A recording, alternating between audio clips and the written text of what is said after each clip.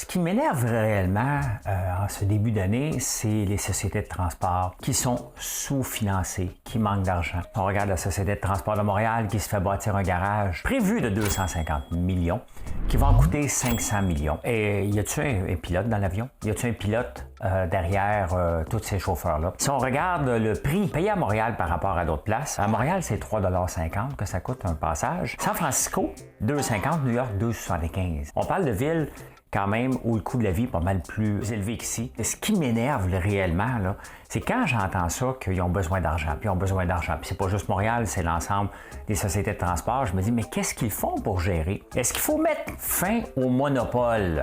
À Paris, en 2025, ils vont mettre fin au monopole des sociétés de transport. En tout cas, ils vont commencer à Paris. Donc, la société de transport, mettons, de Montréal, c'est un gros siège social avec des employés. Donc, on a bâti un écosystème où les gens gagnent bien leur vie, puis il ne faut pas remettre en question le fait qu'ils gagnent bien leur vie, mais est-ce que chaque métier se doit d'être capable de se payer un bateau, puis une maison, puis un chalet? Parce qu'à la fin, c'est nous qui payons. Je dis pas d'appauvrir les gens, c'est pas là qu'on doit aller, mais pas du tout, pas du tout. Mais regardons les déneigements des routes. C'est pas tout le ministère des Transports qui le fait, c'est fait en sous-traitance. La plupart des déneigeuses qu'on rencontre ne sont pas du ministère des Transports, ce sont des contrats. Il y a différentes personnes qui font ça au nom de la société de transport ou de la municipalité. Bien, c'est ça qu'on va devoir, je pense, faire à un moment donné. Est-ce qu'on est prêt pour ça? Absolument pas qu'on n'est pas prêt. Mais ça voudrait dire que, admettons, François Lambert Transport pourrait faire la Côte-Sainte-Catherine. Il va gagner le concours, l'appel d'offres de la Côte-Sainte-Catherine. Je pourrais peut-être faire Mont-Royal. Ça veut dire que François Lambert Transport aurait